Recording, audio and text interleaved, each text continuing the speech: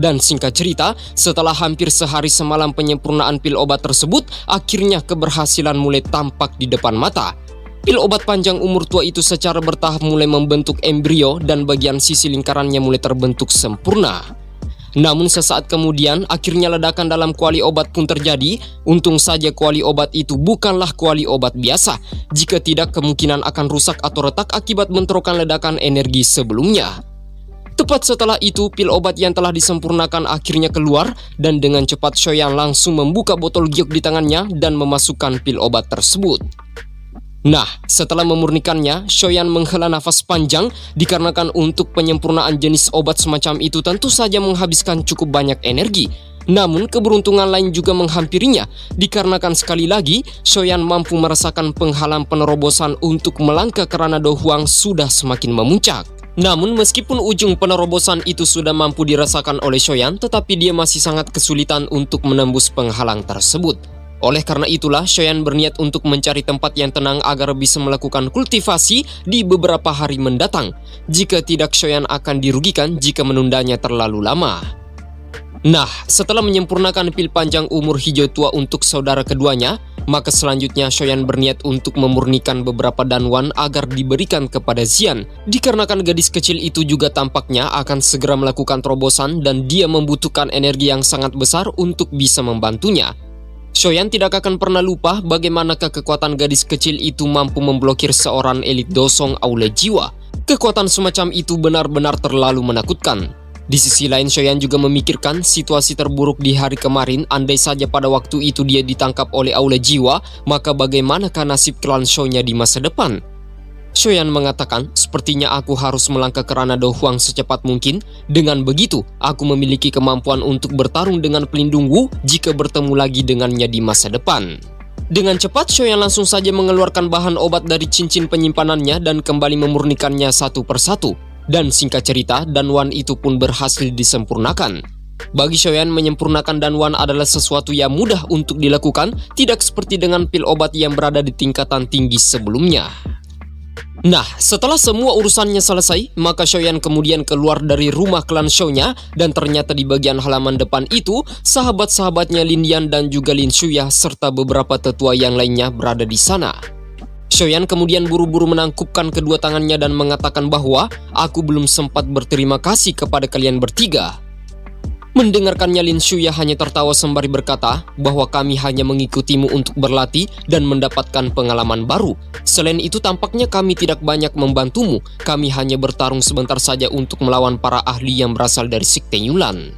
Shoyan mengatakan para sesepuh yang berasal dari Sekte Yulan hanya memiliki pencapaian seperti itu setelah berlatih selama bertahun-tahun. Dibandingkan dengan kalian, kalian semua masih sangat muda dan masih memiliki kesempatan untuk mencapai ranah yang jauh lebih tinggi. Mengingat bakat yang kalian miliki bukanlah hal yang mustahil untuk diwujudkan. Mereka bertiga tersenyum lepas setelah mendengarkan perkataan Shoyan. Lin Shuya kembali berkata, meskipun kami tidak banyak berpartisipasi dalam pertempuran besar kemarin, namun kami mendapatkan banyak keuntungan selama pertempuran tersebut. Kekuatan kami telah meningkat 1 bintang beberapa hari yang lalu. Meskipun belum bisa dibandingkan dengan kekuatanmu, tetapi apa yang kita miliki sekarang sudah bisa dianggap sebagai kemajuan yang sangat baik. Setelah mendengarkan itu, Shoyan menyapu pandangannya ke arah mereka bertiga dan jelas aura dari ketiga temannya itu memang meningkat jauh lebih kuat dibandingkan saat pertama kali meninggalkan halaman dalam. Namun itu belum cukup dikarenakan mereka telah sangat berjasa membantu Shoyan, maka Shoyan pun berjanji bahwa selama proses penerobosan kultivasinya nanti, dia juga akan membantu teman-temannya untuk menyempurnakan Pildo Spirit. Diyakinkan setelah mereka bertiga mengonsumsinya, maka kekuatannya akan meningkat jauh lebih kuat dan bahkan bisa melompat ke 1 bintang lagi. Namun tidak lupa Shoyan juga mengatakan kepada 3 pemimpin faksi besar yang berasal dari wilayah sudut hitam yaitu Yinggu, Su Mei dan juga Tino. Kesepakatan telah mereka penuhi sesuai dengan janji, maka Shoyan juga akan menyerahkan 3 pil Huang Kaisar dalam waktu setengah bulan nanti. Tetua Yinggu kemudian tersenyum sembari berkata, tentu saja kami mempercayai janji kepala gerbang Shou. Namun kami telah meninggalkan wilayah sudut hitam selama beberapa bulan. Kami khawatir tentang wilayah kami yang berada di daerah sudut hitam. Takutnya terjadi sesuatu padanya. Shoyan tentu mengerti dan dia pun berkata bahwa kakak keduaku juga akan kembali untuk mengurus semua masalah yang berada di gerbang Shou. Mungkin kalian bisa membantuku sedikit untuk merawat orang-orang yang ada di sana." Mendengarkan permintaan kecil itu, ketiga pemimpin faksi besar itu hanya bisa mengangguk dan kembali mengatakan bahwa kami pasti akan melakukan yang terbaik untuk membantu ketua Shoyan. Nah, setelah urusan hari ini selesai, maka Shoyan tidak khawatir lagi tentang teman-temannya yang berada di wilayah sudut hitam, dikarenakan Sukian serta para tetua dari Akademi Dalam juga berada di sana.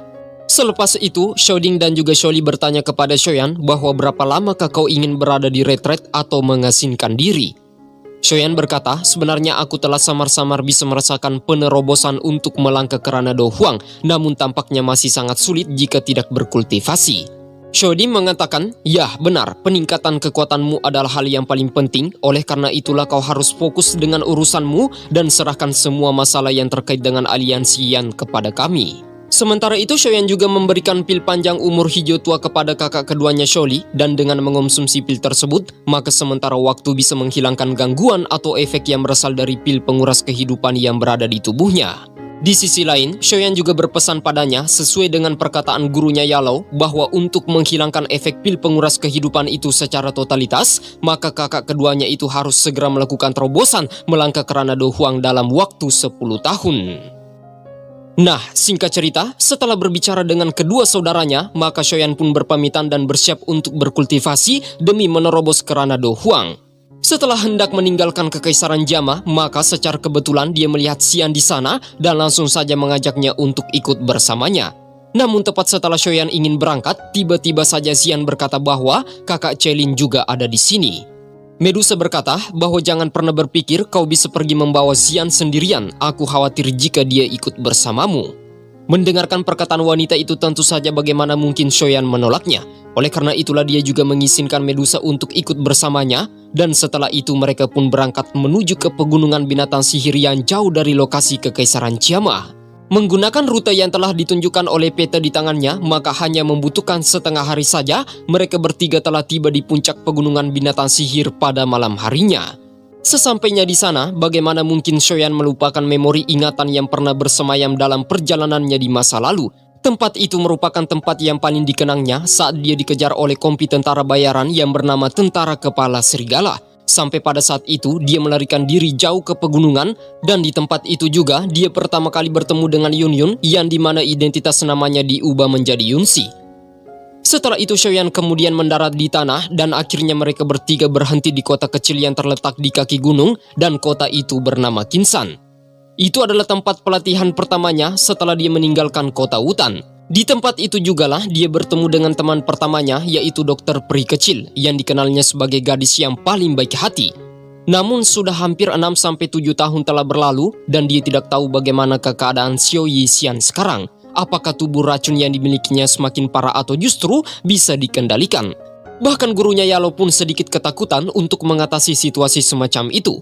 Shoyan benar-benar terpukul saat mengingat gadis baik hati yang menjadi teman pertamanya itu harus mengonsumsi racun setiap hari hanya untuk menjaga fungsi tubuhnya. Tetapi tidak ingin terlalu terlena dalam ingatan tersebut, maka Shoyan, Medusa dan juga Xian berniat untuk melanjutkan perjalanan. Namun baru saja hendak meninggalkan kota Kinsan, tiba-tiba saja langkah Shoyan berhenti ketika melihat perdebatan serta penindasan hebat yang berada di sebuah tempat tepat di samping mereka. 3 orang tampaknya sedang bertengkar dan dijelaskan dalam novelnya, seorang lelaki yang memiliki bekas luka di wajahnya bernama Han Rui dan orang yang mereka tindas bernama Ling Er dan juga Kagang. Setelah memfokuskan pandangannya, maka seketika Shoyan teringat kepada mereka berdua. Kedua orang itu merupakan sosok yang pernah ditemuinya di masa lalu saat dia berada di pegunungan binatang sihir. Namun meskipun perkelahian itu mampu mengundang keramaian, tetapi tidak satupun orang yang berada di sana berani turun tangan untuk mencegahnya. Ling Er terus berteriak meminta tolong sementara Kagan dihajar sampai babak belur, namun Han Rui malah tertawa mengatakan, "Tidak ada gunanya kau berteriak, patuhlah dan kembalilah bersamaku. Setelah ketua kami bersenang-senang denganmu, maka kami juga akan melayanimu dengan baik." Pria dengan bekas luka di wajahnya itu tertawa dengan tatapan cabul dan ingin melakukan tindakan yang kepada Ling Er. Namun tepat setelah Han Rui menjulurkan tangannya ke arah Ling Er, tiba-tiba saja Shoyan muncul untuk membantu mereka berdua dan langsung saja menghantam ketua kelompok kompi tentara bayaran itu dengan keras, sampai-sampai membuat Han Rui memuntahkan seteguk darah.